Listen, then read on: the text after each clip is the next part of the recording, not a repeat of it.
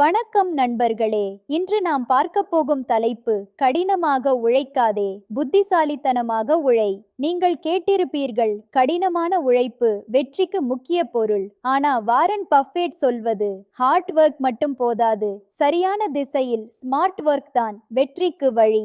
அப்படியென்றால் புத்திசாலித்தனமாக உழைப்பது எப்படி, அதை விரிவாக பார்ப்போம். Hard work versus smart work. உலகத்தில் பலர் தினமும் 12 மணி நேரமோ 14 மணி நேரமோ வேலை செய்து கொண்டே இருக்கிறார்கள். அவர்கள் காலை எழுந்தவுடன் வேலைக்கு சென்று இரவு தாமதமாக வீடு திரும்புகிறார்கள். அவர்களின் உழைப்பை பார்த்தால் நம்மால் வியக்க முடியும். ஆனா ஒரு கேள்வி, அந்த அளவுக்கு உழைக்கும் எல்லாரும் வெற்றி பெற்றவர்களா? அவர்களில் எல்லாரும் கோடீஸ்வரர்களா? பதில் இல்லை. ஏன் தெரியுமா? அவர்கள் உழைப்பதில் குறைவில்லை, ஆனால் அவர்களுடைய உழைப்புக்கு சரியான திசை இல்லை. திசையில்லாத உழைப்பு கடலில் திசையில்லாமல் மிதக்கும் ஒரு படகு மாதிரி. எவ்வளவு வேகமாக சென்றாலும் இலக்கை அடைய முடியாது. இதை வாரன் பஃபெட் ஒரு அருமையான உதாரணத்தோடு சொல்கிறார். ஒரு மரத்தை வெட்ட 6 மணி நேரம் கொடுத்தால் நான் அந்த 6 மணி நேரத்தில் முதல் 4 மணி நேரம் கோடாரியை கூர்மையாக்கிக் கொள்வேன் என்று அவர் கூறுகிறார். இந்த கதை எதைச் சொல்லுது தெரியுமா? கோடாரியை கூர்மையாக்காமல் மரத்தை அடிக்க ஆரம்பித்தால் 6 மணி நேரமெல்லாம் அடித்தாலும் மரம் விழாது. ஆனால் கூரிய கோடாரியுடன் அடித்தால் சில நிமிடங்களில் மரம் விழும். இதுதான் சார்ட் ஒர்க் என்பதின் அர்த்தம்.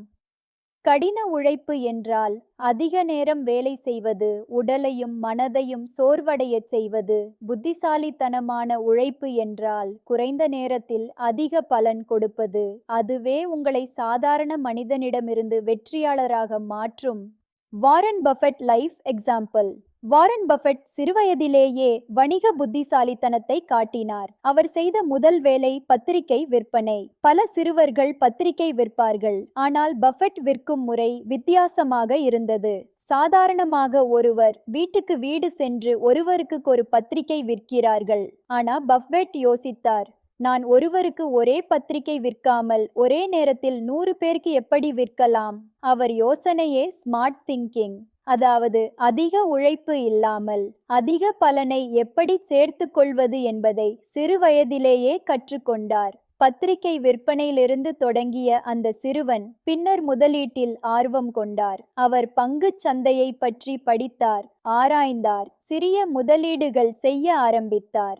இன்றைக்கு அவர் உலகின் மிகப்பெரிய முதலீட்டாளர்களில் ஒருவராக இருக்கிறார்.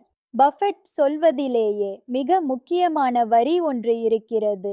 பணம் காலம் கொடுக்காமல் பணம் உங்களுக்கு பணம் செய்யுங்கள். அதாவது பணத்திற்காக வாழ்நாள் முழுவதும் உழைத்து கொண்டு ஓட வேண்டாம். பணத்தை உங்களுக்காகவே வேலை செய்ய வையுங்கள். அதற்காக தான் அவர் முதலீடு என்பதையே தனது வாழ்க்கையின் மையமாக்கிக் கொண்டார்.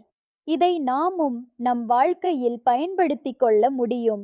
நாம் சம்பாதிக்கும் பணத்தை சேமிப்பதற்காக மட்டும் வைத்திருக்காமல் அதை வளர்ச்சிக்கான கருவியாக்கினால் பணம் உழைக்கிறது, நாமோ சும்மா பார்க்கிறோம். இதுதான் ஷார்ட் ஒர்க்கின் உச்சநிலை.